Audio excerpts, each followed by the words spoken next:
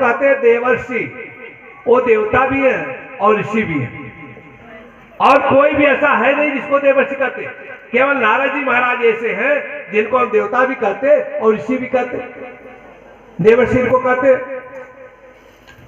अब देखो ये नारद जी महाराज ऐसे संत हुए, गांव में लोग कहते हैं ना, जो बिया काट देता कहते हैं भैया ये नारद है, वो नारद नहीं कहते हैं भैया, कहते हैं नारद हो बिया कटवा है। तो नारद जी देखो बिया कटवा नहीं थे, ऐसी छोटी बात नारद जी के लिए आपको नहीं करनी चाहिए। कहा नारद जी कौन? कहा नारद, नारद जिसकी योजना कभी रद्द न हो उसको कहते हैं नारद। कहा नारद ददात ज्ञानविद नारद, जो हमेशा ज्ञान की चर्चा करता हो वो नारद। नारद जी को बतावे आपको, पहले जमाने में नारद नहीं थे, पहले उपहन नाम के गंधर्व थे। तो एक बार क्या किया, स्वर्गलोक में अप्सराओं के साथ में कुछ गलत काम इन्होंने किया, तो ब्रह्मा जी ने शाप दे दिया, हे नारद जा तू धरती के ऊपर दासी पुत्र बन जा।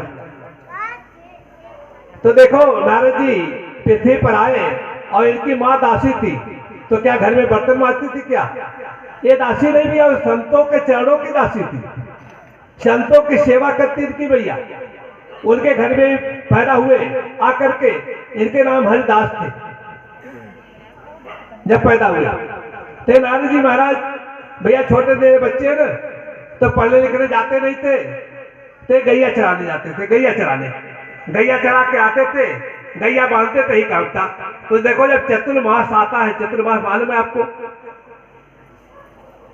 आषाढ़ की एकादशी से शुरू होता है, कार्तिक वाली एकादशी जिसको कहते हैं ना, जिसमें गन्ना वन्ना सब लोग इस पर आवे दलित दर्जा नहीं करती हो, घर में होता नहीं होता क्या? सुपो बजाती हो आप लोग, खदेड़ती हो दलित दर को, नहीं होता क्या? होता ना। तो उसी 4 महीने के बीच में भगवान शयन करते हैं, तो संत महात्मा जहां जाते हो रुक जाते, कहीं जाते नहीं। तो नारद जी के घर में भी संत महात्मा आए और इनके घर में भी रुक गए। तो मान जी 4 महीने रुक गए। तो एक दिन की घटना क्या, संत महात्मा भोजन किए और भोजन करके पत्तल को फेंक दिया। नारद जी गैया चरा के आ रहे थे, तो भैया बड़ी भूख लगी थी, बच्चे थे ना, तो देखा उस पर पूरी सब्जी पड़ी हुई है। नारद जी संतों का जूठा खा लिए। जब रात में सोए तो इनको भगवान के दर्शन हो गए। इसीलिए देखो जब घर में गुरु बाबा आते हैं ना, तो आप लोग कहती है भैया गुरु बाबा जूठा कर दो, आपके जूठन का प्रसाद लेने कहते हो नहीं, बाबा जूठा कर दो। ताज 70 का गुरु तो है ही नहीं है, कहा गया आधर गुरु भय चेला और नरक में ठेली ठेला, ऐसा गुरु आज का है।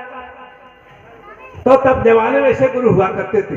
तो नारद जी उसको खाए और खाने के बाद में इनको भगवान के दर्शन हो गए।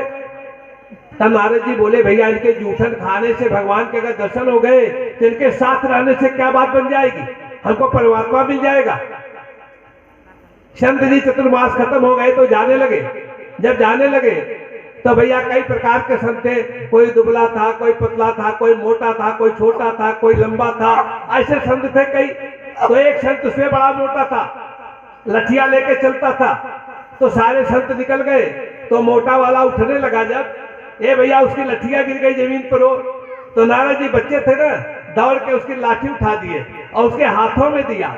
जैसे हाथों में थमाया, संत ने कहा हे बेटा तूने मेरे हाथ का सहारा दे दिया, हे बेटा मैं तुझे एक ऐसा मंत्र दूंगा जो तेरे जीवन को बदल देगा। ए नारद जी को बोला मैं तुझे एक ऐसा मंत्र दूंगा जो तेरे जीवन को बदल देगा।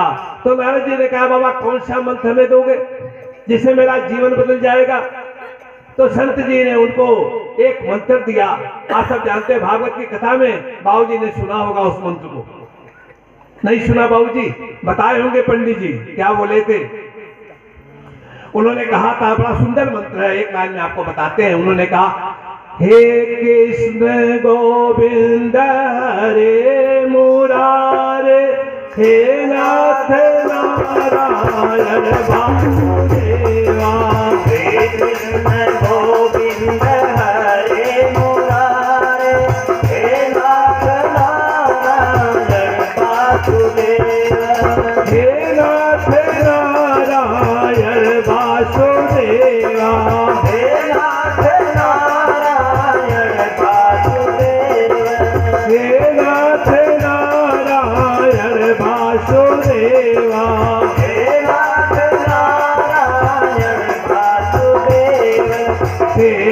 कृष्ण गोविंद हरे मुरारे, हे नाथ नारायण वासुदेवा। हे कृष्ण गोविंद हरे मुरारे, हे नाथ नारायण वासुदेवा। से बातें ये मंत्र दिया नारद जी महाराज को। तो नारद जी ने इसी मंत्र के माध्यम से देखो भगवान की प्राप्ति हुई। तो फिर भैया वो जा करके नारद के रूप में फिर अवतार लिए धरा के ऊपर। ऐसे नारद जी महाराज जो इस कथा के सूत्रधार हैं। तो एक बार नारद जी महाराज वृंदावन में आए। कहाँ है भैया? वृंदावन में। नारद जी महाराज एक बार धरती का क्रम देखते हुए वृंदावन में पहुंचे। और जब वृंदावन में पहुंचे नारद जी, तो उन्होंने देखा क्या, एक जवान स्त्री खड़ी है, उसके सामने दो बच्चे मूर्छित अवस्था में पड़े हुए हैं। बहुत सारी स्त्रियां बैठ करके रुदन कर रही हैं। नारद जी देखे तो बगल से जाने लगे। जब बगल से जाने लगे तो जो स्त्री थी, जवान थी, खड़ी थी, बोली, अरे ओ नारद बाबा, काहे जा रहे हो, हमारे पास आ जाओ। तो नारद जी जाना नहीं चाहते थे, लेकिन बुलाई तो नारद जी उसके पास पहुंचे। जब नारद जी उसके पास पहुंचे तो नारद जी ने उसे पूछा, हे देवी, तू बताओ तू हो कौन? तो जवान स्त्री ने कहा कि हे नारद जी, मैं भक्ति हूँ। क्या हूँ? मैं भक्ति हूँ। और ये जो दोनों बच्चे हमारे समय में बुढ़े होकर मूर्छित पड़े हैं, एक का नाम है ज्ञान और एक का नाम है वैराग्य। क्या है? एक का नाम है ज्ञान और एक का नाम है वैराग्य। और कहा स्त्रियां जो रो रही कौन है? कहा सारी की सारी नदियां हैं। ये भागीरथी है, ये गंगा है, ये सरजू है, ये कावेरी है, ये नर्मदा है, ये ताप्ती है। ये सारे की सारी नदियां आकर के यहाँ पर सब रो रही। बोले क्यों ऐसा हुआ? कहा हमारे समय में देखो, ये हमारे जवान पुत्र किसी माँ के सामने बुढ़े होकर मूर्छित हो जाए तो बोलो माँ को कष्ट होगा कि नहीं? माँ को बड़े कष्ट हुए। हे नारद जी, आप इनको जवान कर दो। नारद जी बैठ करके वेदों का पाठ किया। ज्ञान वैराग की मूर्छा टूटती और फिर इसके बाद में फिर मूर्छित हो जाते। अब नारद जी की समझ में नहीं आवे क्या करें। तो जैसे नारद जी जाने को हुए, भक्ति ने इनके पांव को पकड़ लिया। भक्ति ने जब इनके पांव को पकड़ लिया, नारद जी बोले, भाई क्या चाहती हो? बोले कहा जाओ नहीं। कहा मैं करूंगा क्या? उन्होंने कहा भक्ति ने, अरे वो नारद जी, आप जानते हो सुग्रीव ने सबका साथ छोड़ दिया, लेकिन हनुमान जी का साथ नहीं छोड़ा। मालूम कि नहीं? हनुमान का साथ नहीं छोड़ा। अब एक दिन उनको सब कुछ मिल गया। संत का साथ नहीं छोड़ा, सदगुरु का साथ नहीं छोड़ा, तो उनको सब कुछ मिल गया। दो प्रहलाद को आपने भगवान की कथा सुना के भगवान से मिला दिया। हे नारद जी, आप जाओ नहीं। इतने में आकाशवाणी होती है, अरे ओ नारद, तेरा प्रयास बड़ा ही सार्थक है, लेकिन तू एक काम कर, तू संत महात्माओं से परामर्श करके कुछ सत्कर्म कर। अब देखो नारद जी वहां से चले, बहुत सारे संतों से पूछा कि भाई कौन से सत्कर्म करें, तो कोई संत बता न पावे। तो भैया उनका बद्दी विशाल क्षेत्र में मानस के ब्रह्मा जी के मानस पुत्र थे, सनत कुमारों से भेंट हो गई। सनत कुमार मालूम है चार थे ना, सनक, सनंदन, सनातन और संत कुमार, ये चार थे। तो इनसे ब्रह्मा जी के मानस पुत्र, इनसे भेंट हो गई। जब इनसे भेंट हुई ना, तो भेंट होने के बाद में इन्होंने कहा, ओ नारद जी, कलयुग में ज्ञान वैराग की मूर्छा ये वेद पाठ करने से नहीं दूर होगी। कलयुग के अंदर ज्ञान वैराग की मूर्छा भागवत की कथा सुनने से नहीं दूर होगी। तो कैसे दूर होगी? उन्होंने कहा इसके लिए तुझे क्या करना पड़ेगा? ज्ञान यज्ञ करना पड़ेगा।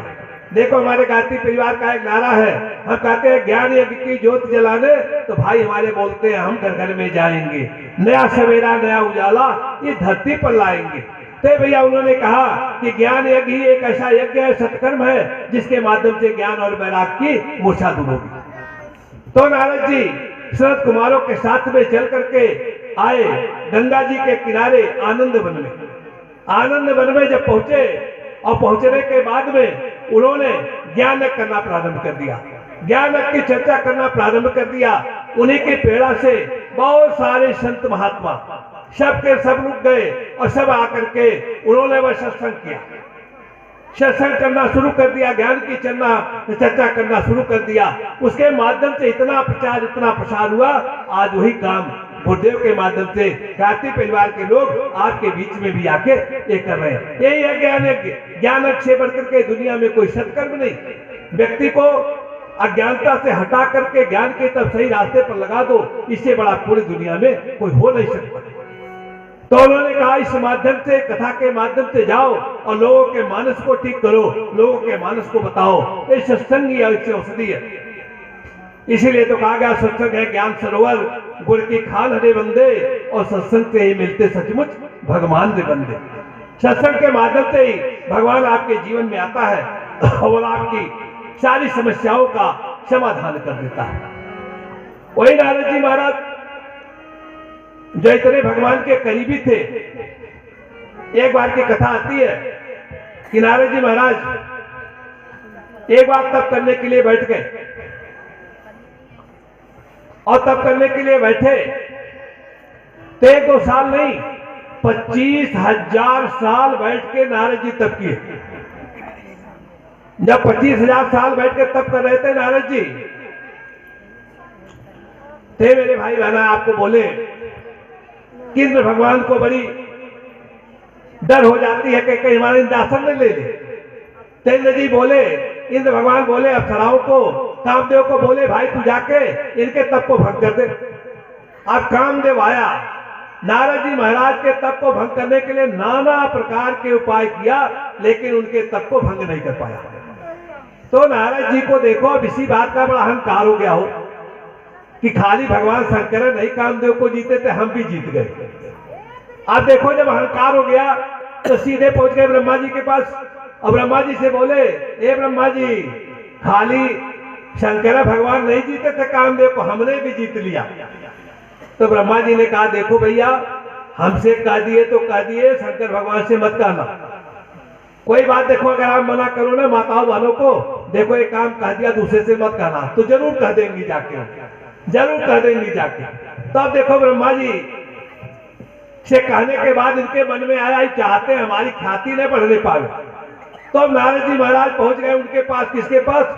सीधे शंकर भगवान के पास। शंकर भगवान के पास पहुंचे और उन्होंने कहा नारद कैसे आए?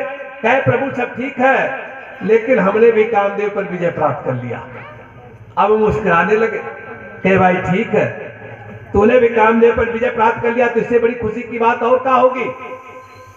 तो भाई उन्होंने कहा अच्छा मुझसे तो कह दिया, लेकिन विष्णु भगवान से न कहना। तो नारद को लगा कि चाहते विष्णु भगवान न जानने पावे, कि चाहते खाली हम ही भर को लोग जाने कामदेव पर विजय प्राप्त किए, वो न जानने पावे। अब देखो नारद जी विष्णु भगवान के पास पहुंच गए, नारायण नारायण करते हुए उनके पास पहुंचे। तब विष्णु भगवान कहे नारद कैसे आना हुआ? कहे प्रभु सब हालचाल ठीक है, लेकिन हमने भी कामदेव पर विजय प्राप्त कर लिया। उन्होंने कहा अच्छा आपने कर लिया? कहे हाँ। तो और हालचाल हुआ तो भगवान ने कहा भैया ये हमारा चलवा बिगड़ जाएगा, लगता है ना ये हमारा चलवा बिगड़ जाएगा, तो इसके लिए हमको कुछ ना कुछ उपाय करना पड़ेगा। तो भगवान ने कहा भाई इसके लिए क्या उपाय करें? तो नारद जी जा रहे थे ना, तो रास्ते में भगवान ने एक माया का स्वयंवर रच दिया, माया का स्वयंवर रच दिया। हम नारद जी उस रास्ते से जा रहे हैं तो देखे बड़ी भीड़ लगी हुई है। तो नारद जी ने कहा भैया कैसी भीड़ लगी हुई है?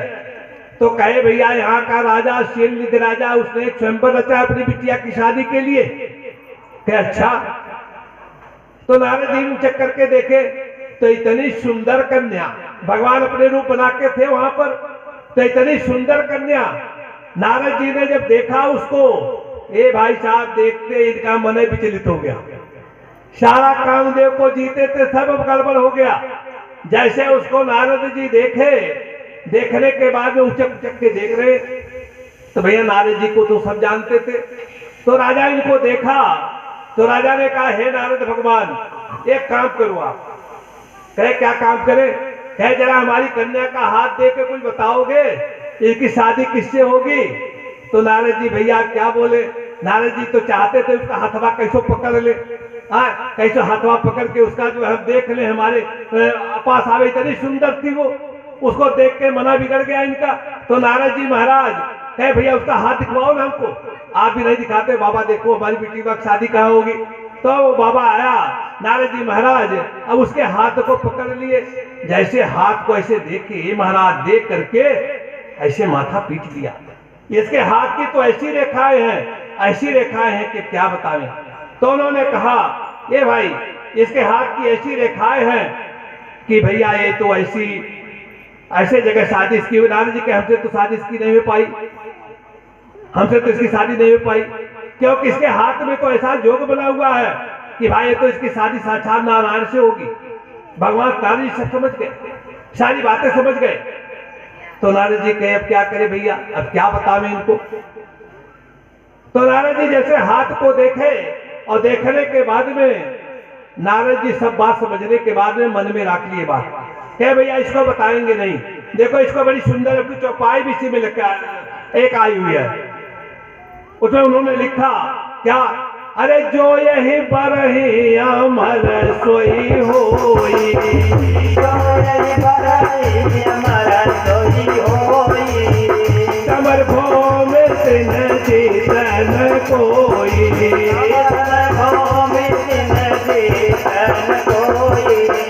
सेवई सकल चराचर सारी, सेवई सकल चराचर सारी, परम शील निधि कन्या जाई, परम शील निधि कन्या जाई, लक्षण सब विचारी उन राखे, लक्षण सब विचारी उन राखे, कछुक बनाए भूप सन भागे,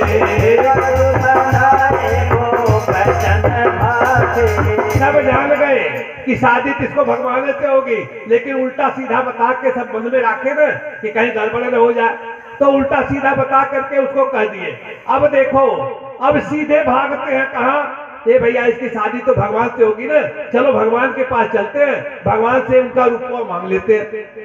तो सीधे भगवान के पास आए तो भगवान बोले रे नारद कैसे आना हुआ।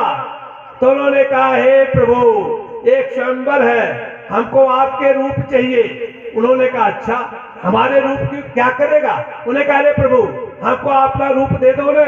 तो उन्होंने कहा क्यों। उन्होंने कहा आपका रूप होगा तो मेरा कल्याण हो जाएगा। उन्होंने भगवान से एक बात बोली, क्या बोली। उन्होंने कहा अरे जय विधि हो नाम हित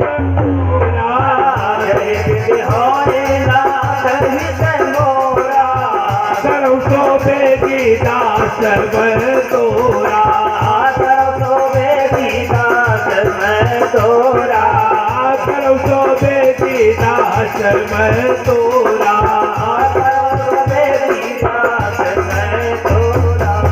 कहे भगवान जिससे मेरा हित हो प्रभु हम आपके सेवक है कर दो। तो भगवान ने कहा नारद हो परम हित, हे नारद जिसमें तेरा हित नहीं परम हित होगा वो काम मैं करूंगा। तो भगवान ने बंदर का मुंह दे दिया उनको, नारद जी को बंदर का मुंह दे दिया। अब नारद जी फिर स्वयंवर में पहुंच गए। ए भैया वो कन्या माला लेके घूम रही ऐसे ऐसे। अब नारद जी जहां वो जाती दौड़ के कुर्सी पे जाके बैठ जाते कि कहीं हमारे गले में डाल दे। उधर जाती पूरब तो पूरब कूद के बैठ जाते कि हमारे गले में माला डाल दे, हम इससे शादी कर ले। अब नारद जी कूद कूद के जा रहे हैं तो बगल वाले सब राजा हंस रहे, अरे मूर्ख कहीं का तू काहे कूद कूद के बैठता रे, काहे नहीं कूद के बैठते, इतने सुंदर है। मैं तारे अपने रूप को भी देखा है, अपने रूप को जाके देख, तेरा तो बंदर का रूप है बंदर का। नारद जी को बड़ा गुस्सा आया, ऐसा कैसे होगा, भगवान ने अपना रूप हमको दिया। जाके पानी में देखे तो भैया बंदर का मुंह, बंदर का मुंह। और वहीं पर भगवान भी विराजमान है। कन्या उनके गले में जयमाला डाल देती है, कन्या उनके गले में जयमाल भगवान के डाल देती है। नारद जी को बड़ा गुस्सा हुआ। नारद जी ने कहा रे भगवान मैं आपको श्राप देता हूँ, जो रूप हमको आपने दिया, जैसे पत्नी के बिछोह में मैं तड़प रहा हूँ ऐसे पत्नी की बिछोह में तू भी तड़पेगा। और यही बंदर तेरी मदद करेंगे, यही बंदर तेरी मदद करेंगे जो रूप तूने मुझे दे दिया। तो भगवान ने कहा नारद गुस्सा मत हो भैया, हमने कहा था जिसमें तेरा परम हित था वही काम करूंगा। अगर तुझे आज बंदर का रूप नहीं देता ना, तो आज तू जैसे नाच रहा है तो अक्का दिन तू नाच रहा है। अगर बंदरवा का रूप न देता तो जिंदगी भर तू बंदर बन के नाचता, जिंदगी भर पत्नी के पीछे बंदर बन के नाचता। आज का इंसान तो भैया बंदर बन के नाच रहा है ना पत्नी के पीछे पीछे। आप देखो ना आज क्या है, आज उसी के पीछे पीछे पूरी दुनिया दौड़ रही है, पूरी दुनिया नाच रही है। ते बोले भगवान इस कथा को, तो इस कथा के माध्यम से अब देखो नारद जी जब इतनी बातें हो गई तो नारद जी के मन में आया, ए भैया पृथ्वी लोक की हम तो बड़ी चर्चा सुन रहे, बड़ी चर्चा सुन रहे। हम देख रहे हैं आज पृथ्वी लोक पर आज का इंसान इतना बलशाली हो गया है कि भैया आकाश में एरोप्लेन से उड़ रहा है, आज का इंसान पानी में चल रहा है, आज का इंसान टीवी के माध्यम से घर में दुनिया समेट के रखा, पंखे को दबा देता, बत्ती को पहुंच देवता चलते, जैसे स्विच ऑन करता सूर्य भगवान घर में उदय हो जाते। तो भाई बड़ी चर्चाएं उन्होंने सुनी। तो नारद जी ने कहा भैया चलो और चल के जरा हम मृत्यु लोक में देखें कि मृत्यु लोक की दशा क्या है। तो नारद जी आए, नारायण नारायण का उच्चार करते हुए ए बहन जी मृत्यु लोक में आ गए। जैसे मृत्यु लोक में नारद जी आए तो कहे भैया पहले चलते हैं मंदिर में, देखते हैं मंदिर में क्या है। यहाँ मंदिर बड़े अच्छे अच्छे बने हुए। तो नारद जी महाराज एक पंडित का वेश बनाए और एक भगवान का मंदिर था, राम जी का मंदिर, राम लक्ष्मण सीता की मूर्ति लगी थी। मंदिर का जो पुजारी था ना वो भगवान की पूजा कर रहा था। नारद जी जाके पीछे खड़े हो गए तो देखे बड़ी तन्मयता से पूजा कर रहा है, लेकिन बड़े जल्दी जल्दी में वो पूजवा कर रहा है, बड़े जल्दी जल्दी में। तो नारद जी को लगाए भाई कहा इतना जल्दी जल्दी बोल रहा हूं। तो नारद जी और करीब गए, कहे देखे क्या बोल रहा है। तो जानते पंडित क्या बोल रहा था, पंडित भगवान की पूजा कर रहा था और जल्दी जल्दी बोल रहा था क्या, अरे मंगल भवन मंगलहारी अब प्रभु कृपा करो यही बातें सब तज भजन करो दिन राते दीन दयाल विरति संभारी हरौ नाथ मम संकट वारी। इतनी जोर जोर से, इतनी जोर जोर से भगवान की पूजा कर रहा था। तो नारद जी ने कहा ए भैया भगवान के तो बड़े भगत लगते हो। उन्हें कहा हाँ, तो कहा इतनी जल्दी जल्दी पूजा कर रहे थे आप। तो उन्हें कहा रे बाबा तू नहीं जानते आज हमारा कोर्ट में पेशी है। हे भैया मंदिर का पुजारी कैसा कोर्ट में पेशी रे। उन्हें कहा रे बाबा नहीं जानते हमने मुकदमा ठोक दिया। कहा किसके ऊपर, कहा अपने भाई के ऊपर। बात ध्यान से सुनना, प्रज्ञा पुराण कथा में गोदेव ने क्या लिखा, गोदेव ने लिखा कि पुजारी कहता अपने भाई के ऊपर मुकदमा ठोक दिया।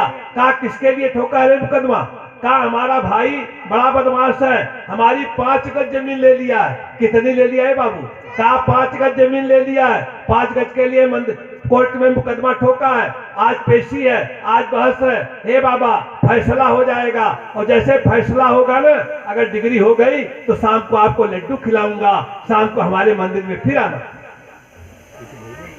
ये भैया नारद जी ने माथा ठोका, हे भगवान ये मंदिर का पुजारी राम जी की पूजा कर रहा है, भगवान की पूजा कर रहा है। राम लक्ष्मण भरत शत्रुघ्न विराजमान है। जब अयोध्या का राज राम जी ने ठुकरा दिया, 14 साल जंगल में चले गए, भरत को राजगद्दी मिली, भरत ने उसको मार दिया लास्ट से। हमको ये राजगद्दी नहीं चाहिए, हमको जो है भाई का खड़ाऊ चाहिए, उस राजगद्दी पर हम नहीं बैठेंगे। भरत जी ने ठुकरा दिया, उसी भगवान की पूजा करता है और भाई को 5 गज जमीन के लिए मुकदमा ठोक के बैठा है। आज आप देखो ऐसी भक्ति, रोज रामायण के पाठ आप कराओगे और पाठ कराने के बाद में रामचरितमानस जीवन में नहीं उतरा और भाई के खिलाफ मुकदमा ठोक दोगे। ये कैसी पूजा आपकी, कैसे रामचरितमानस के पाठ आप करवाते हो भाई घर में। मन्नत मान दिया, 10,000 रुपया ले लिया, शराब पी के आया, रामायण बांट दिया। गोदेव ने कहा कि रामायण पर्याप्त पढ़ना, उस साँचे में ढलना होगा और चले राम के पद चिन्हों पर अब इतिहास बदलना होगा, अब इतिहास बदलना होगा। आपको भगवान के पद चिन्हों पर चलना है। मेरी बात आओ बोलो। उन्हें कहा पुजारी कितना लंपट है, भाई के ऊपर मुकदमा। आज घर घर की कहानी आप देखो ना, दूसरा व्यक्ति चाहे जो ले ले लेकिन भाई को नहीं देगा, भाई को नहीं देगा, पड़ोसी को देगा, भाई को नहीं देगा। अरे भैया भगवान ने कहा हे भैया सब कुछ मिल जाएगा लेकिन सहोदर भ्राता जीवन में नहीं मिलता हो। माँ भी मिल जाएगी, दूसरा पिता भी मिल जाएगा, लेकिन सगा भाई जीवन में नहीं मिलता। अगर भाई आपको मिला है तो ये आपके परम सौभाग्य है। राम लक्ष्मण का उदाहरण देखो ना, राम जी को राजगद्दी हुई, राम जी रोने लगे हो। जब राम जी की गद्दियां मिली तो भगवान रोने लगे। तो कौशल्या पूछिए बेटा काहे रो रहा है? कारे हो मैया, चारों भाई साथ साथ पैदा हुए, साथ साथ विद्यालय में पढ़ने गए, साथ साथ जनेऊ हुआ, साथ साथ मुंडन हुआ, चारों का साथ साथ विवाह हुआ, चारों साथ साथ बहुओं को लेकर के घर में आए। आवाज, हे मैया हमारा खाली अकेले राजा अभिषेक हो रहा है, आज मैं राजा बनूंगा, इसलिए हमको बड़ा दुख है। हमारे और भाई राजा नहीं बन पा रहे, हमको बड़ा दुख है। और जैसे सवेरे होता है कि राम जंगल को जाएगा, राम जी खुशी से नाच रहे, तो फिर मैया ने पूछा बेटा काहे नाच रहा है इतनी खुशी से? उन्होंने कहा जब मैं राजा बनता तो केवल यही कहता, लोग पूछते तू कौन? तो मैं कहता अयोध्या का राजा राम। और जानते हो क्या कहूंगा?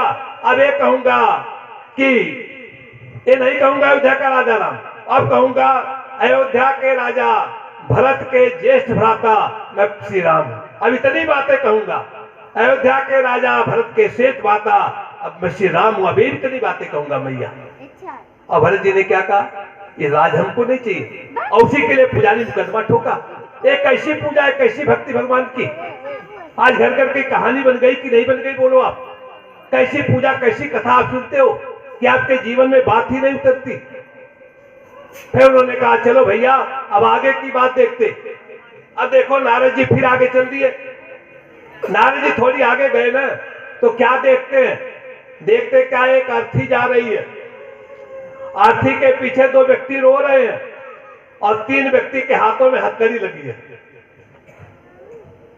3 व्यक्ति के हाथों में हथकड़ी लगी है। तो नारद जी भेष बदल के गए, अयथु बिटिया को बुलाए, छोटी सी थी, बेटी इधर आ, इधर आई। ये बेटी ये बता, ये जो दोनों रो रहे हैं कौन है? तो बिटिया बोली ये जो दोनों रो रहे हैं ना लड़की के माता पिता है। और कहे जिनके हाथ में हथकड़ी लगी ही कौन है? कहे बाबा तू नहीं जानते हो, धीरे से बोली, डर रही थी। अरे बाबा नहीं जानते हो, अभी इसकी शादी 6 महीने हुई, दहेज के कारण इसकी सास ससुर और पति ने इसको जला के मार डाला। क्या किया? इसको जला के मार डाला। इसके सास ने, इसके ससुर ने, इसके पति ने, पुलिस उन्हीं के हाथों में हथकड़ी लगा के पीछे पीछे ले जा रही है। नारद जी ने माथा पीटा, हे भगवान इतनी चर्चा हमने सुनी थी मृत्यु लोक में कि आज का इंसान बड़ा सुखी, एक ऐसा सुखी इंसान कि अपने बेटी समान बहू को जला करके मार रहा रुपए के कारण। एक ऐसा घोल कलयुग आ गया। नारद जी के आंखों से आंसू बहने लगे। हे परमात्मा आपने कहा था मृत्यु लोक में बड़ी सुख शांति, एक ऐसी सुख शांति है कि रुपए के लिए अपनी बेटी समान बहू को जला के मार डाला। माँ बाप रो रहे बेचारे, 6 महीने शादी करके बेटी को भेजे, अपने कलेजे का टुकड़ा भेजे, नहीं रुपए के कारण जला करके आज का इंसान मार रहा है कि नहीं? बोलो आप, आज घर घर की कहानी है कि नहीं? बताओ आप। पैसे का कारण आज देखो कितनी दुर्गति हमारी बेटियों को सहनी पड़ रही है। कारण कैसे हाथ गलेंगे पी ले जब भाव घर में धन का, घर भर दोनों ठीक चाहिए, बात समझे जीवन का। आपके पूरी जिंदगी का सवाल होता है, पीला हाथ आप नहीं कर पाती अपनी बेटी का पैसे के कारण। आवाज का ये दानव समाज इतनी डिमांड करेगा कि वो बिटिया का आकलन, बिटिया का मूल्यांकन खाली पैसे के आधार पर करता है। पैसा नहीं मिले तो उसके कोई सुख शांति नहीं। आगे चले, हमारी एक बड़ी क्रांति गीत है, गायत्री परिवार का आंदोलन है कि भिख मंगों के घर मत जाना और चाहे कुंवारी ही रह जाना। भिख मंगों के घर मत जाना, चाहे कुंवारी ही रह जाना। एक गुरुदेव ने नारा दिया, बिटिया को पढ़ाओ, बिटिया को लिखाओ, उसको योग्य बना दो, अपने पैरों पर खड़ा कर दो। बेटे के पीछे परेशान न हो, बेटा तो जीते जी भी फूकेगा, मरने के बाद भी आगिया लगाएगा। यही काम करता हूं। आगे चले, एक बड़ी प्यारी सी गीत आपको सुनवाते हैं। कितने घर बर्बाद हो गए, कितने घर बर्बाद हो गए इस दहेज की बोली में। अर्थी चढ़ी हजारों बहन बैठ न पाई डोली में। अर्थी चढ़ी हजारों बिटिया बैठ न पाई डोली में। कितने घर बर्बाद हो गए, कितने घर बर्बाद हो गए इस दहेज की बोली में। बैठने पाई डोली में चढ़े हजारों कन्या बैठन पाई डोली में।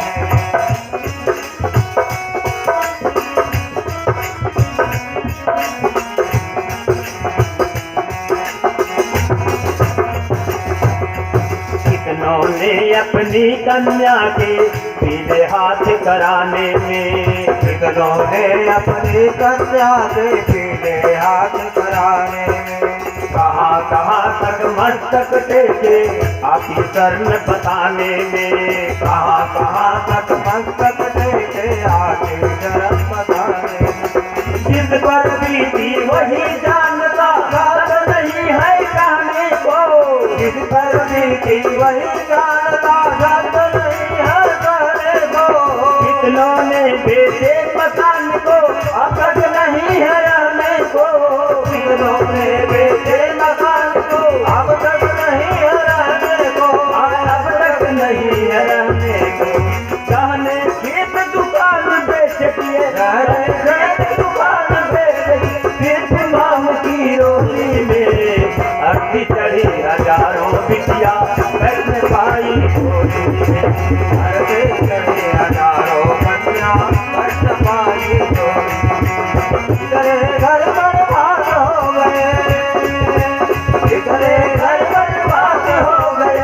इस दहेज की गोली में अर्थी चढ़ी हजारों बंदा बैठने पाई डोली में।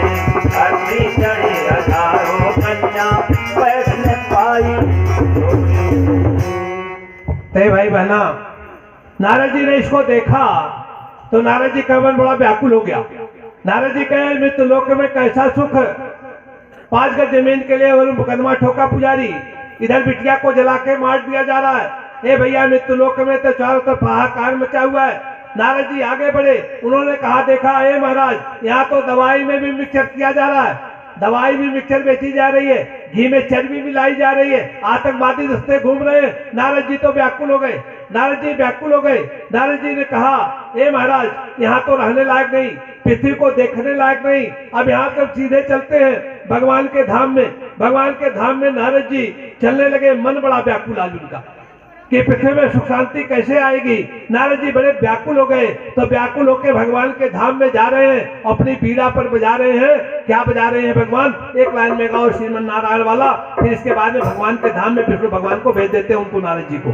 श्रीमन नारायण नारायण नारायण, श्रीमन नारायण नारायण नारायण, जय भजमन नारायण नारायण नारायण, भगवान नारायण नारायण नारायण, श्रीमन नारायण नारायण नारायण, श्रीमन नारायण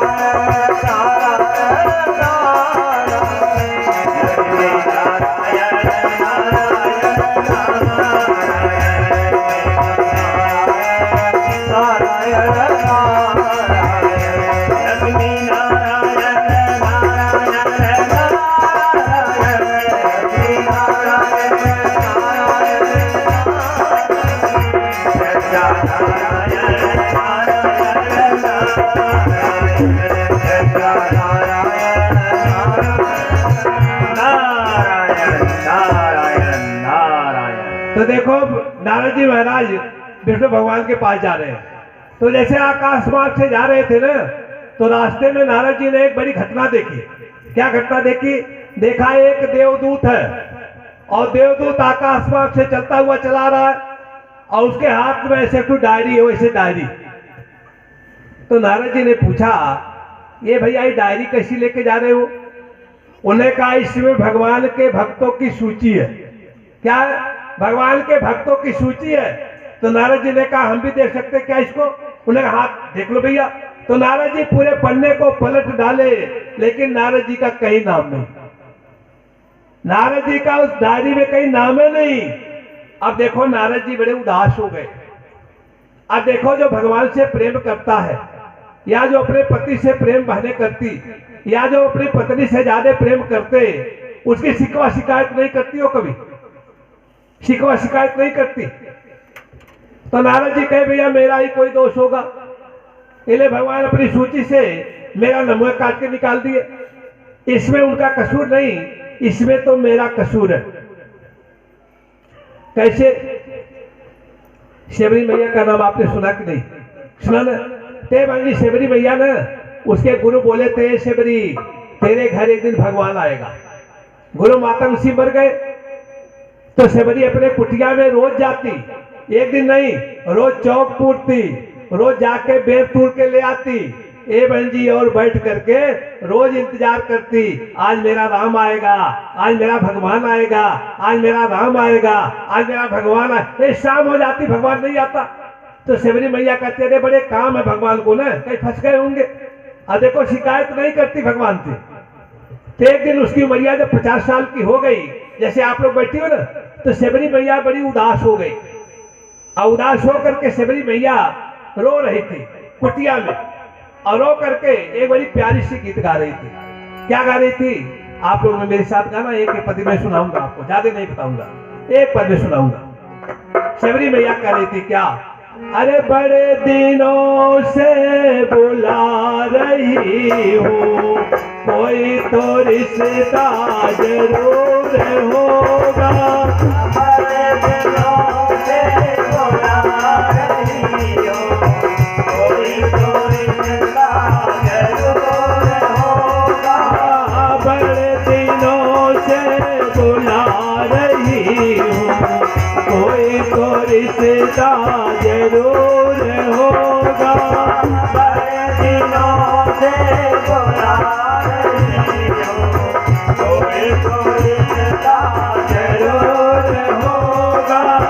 नजरों से नजरें मिला न पाऊं, नजरों से नजरें मिला न पाऊं, मेरी नजर का जोर होगा।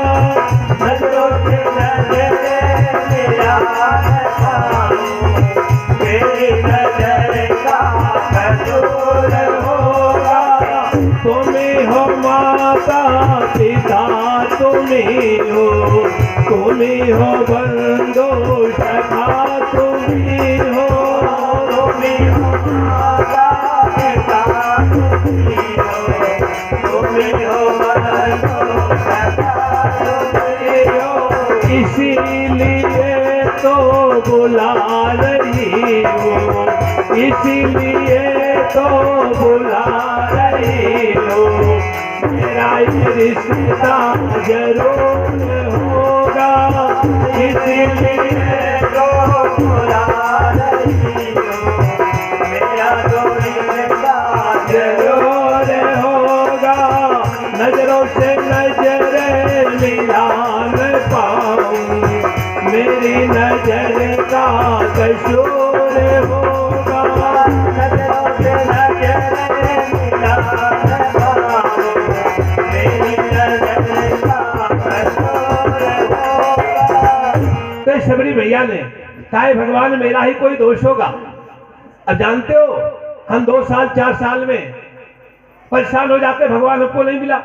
शबरी मैया 80 साल की जब हो गई है बहन जी, 80 साल, भगवान 80 साल में उसके घर आए थे, 1-2 साल इंतजार नहीं किया उसने, 80 साल की बुढ़िया हो गई।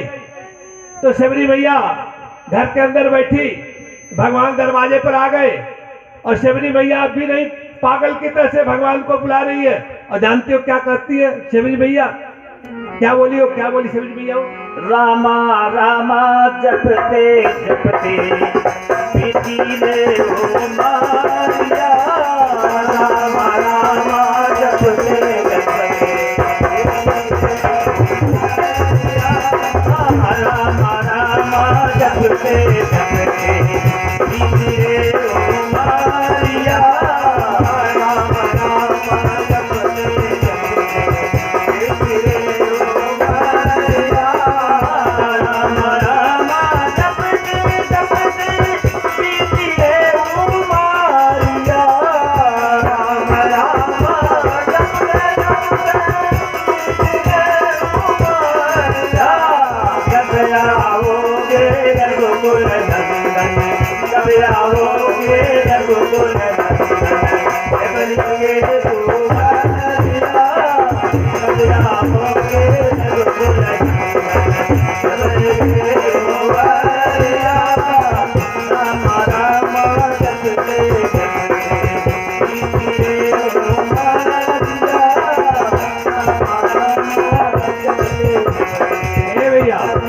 शेवरी मैया 80 साल में भगवान दरवाजे पर आ गया। उसके गुरु बोले भगवान कहीं चला न जा, आके कुंडी बजा रहे हैं, ए शबरी देखो भगवान आ गया, ए शबरी देखो भगवान आ गया। एक कहीं गुरु मर गए, गुरु कहाँ से आएंगे?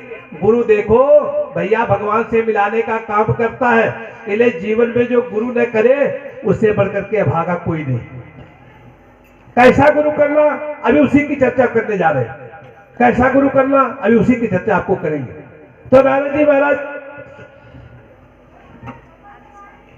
कहे भगवान से कोई शिकवा शिकायत नहीं, मेरा ही कोई दोष होगा।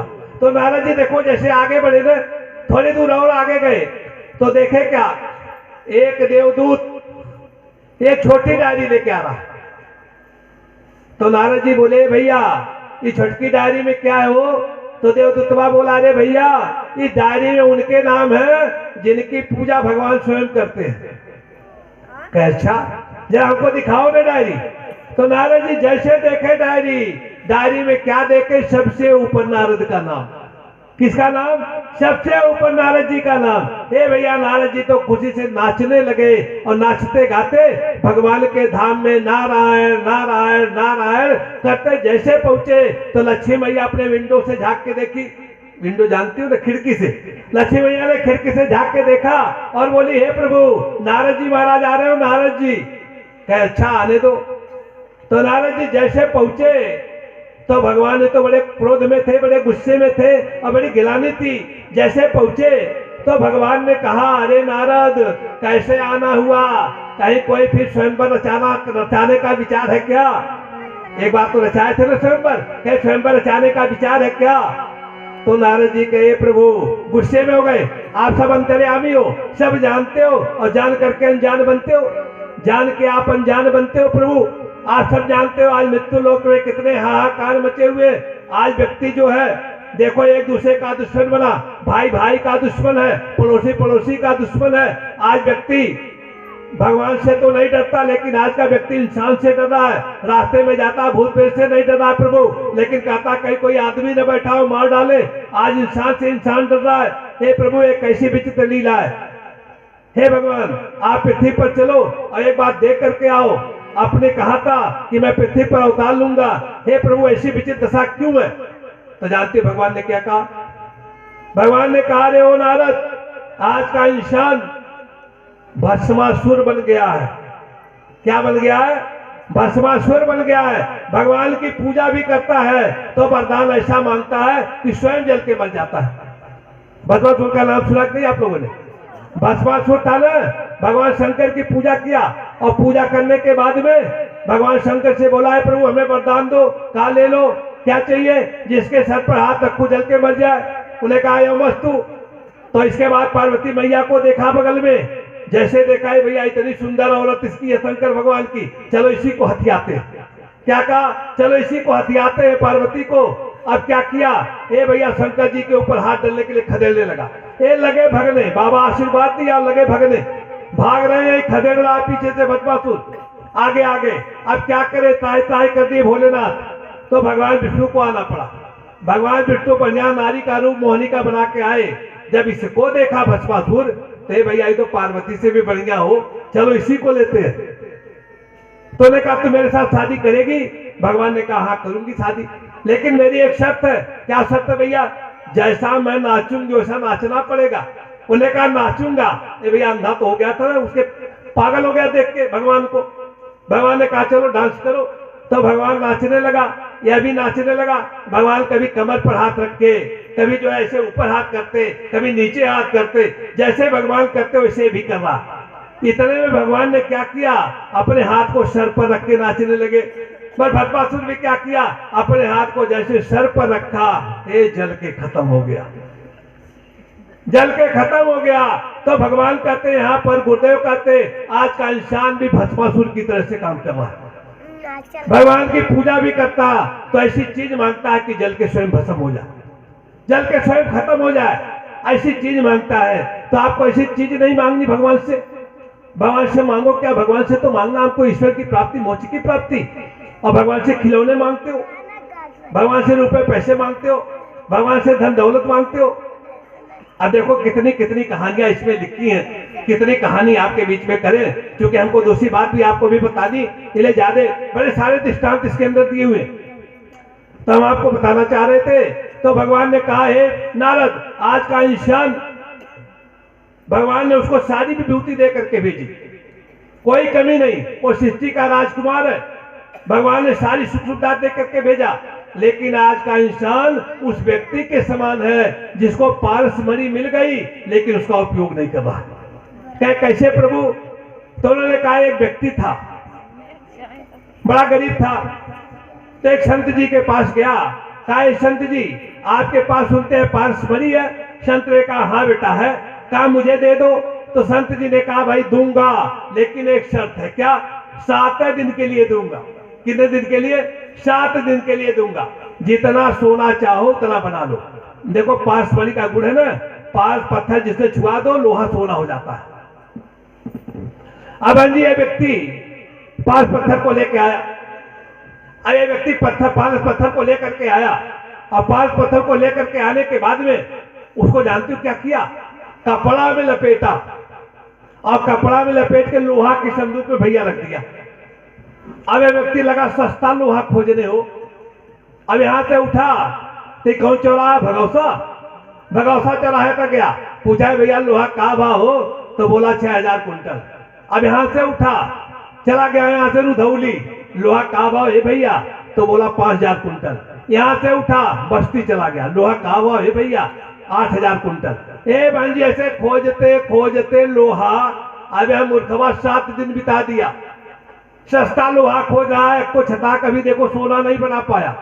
इसको ये समझ नहीं थी कि कितना भी महंगा लोहा होगा सोना से महंगा होगा क्या। अब खोज रहा है लोहा, खोजते खोजते भाई 7 दिन बीत गए। संत जी आ गए, ए भैया 7 दिन हो गए, हमारा पत्थरवा ले आओ। क्या बोले? हमारा पत्थरवा ले आओ। कितने सोना बनाए? ए बाबा आपको ग्राम नहीं बना पाया हो। ये बेवकूफा क्या कर रहा था रे 7 दिन? उन्हें कहा, बाबा सस्ता लोहा खोज रहा था। कहे, अच्छा सस्ता लोहा नहीं पाया? कहा, नहीं पाया। कहे, अच्छा एक बात बता, कहाँ रखा रे पारसमणिया? कहा, बाबा लोहे की संदूक में। अच्छा संदूकिया लेके आना। ये वाली संदूकिया लेके आया तो बाबा बोले, अरे ये भी तो नहीं सोने का बना दे बेवकूफा, इसमें क्या किया है तू? खोल इसको। तो जैसे उसको खोला तो देख रहे पारसमणिया को कपड़ा में लपेट के रखा है। कह रहे बेवकूफ, ऐसे रखा होता तो कल संदूकिया तो सोने की हो गई होती, ये भी सोने का नहीं बना पाया तू। तो देखो यहाँ गुरुदेव आपसे कहना क्या चाहते? गुरुदेव कहते हैं, आज का इंसान भी उसी मूर्ख व्यक्ति की तरह से हफ्ते के 7 दिन होते हैं, और 7वें दिन को पंडित जी से पूछता है, पंडित जी कोई शॉर्टकट बताओ, शॉर्टकट पूजा बताओ। बलात्कार करते रहे, डकैती करते रहे, चोरी करते रहे, गौहत्या करते रहे, भाई का धन लेते रहे, हे बाबा कोई शॉर्टकट बता दो ना, हमारे सारे पाप खत्म हो जाए। बबुआ कहेगा, सत्यनारायण का कथा सुन लो, गंगा जी नहा लो, सारे पाप खत्म। पंडित जी के खजा दक्षिणा तो सारे पाप खत्म। ये बोलेगा कि नहीं? ये बोल दिया। सस्ता लोहा खोजा जाके इंसान सस्ता लोहा के चक्कर में पारसमणि को भूल गया। क्या पारसमणि संदूकिया को काहे नहीं सोना बना पाई? तो गुरुदेव ने कहा, ये संदूक तेरी शरीरिया है रे बाबू, और पारसमणि क्या है? इसी के बीच में जो आत्मा बैठी है ये है पारसमणि।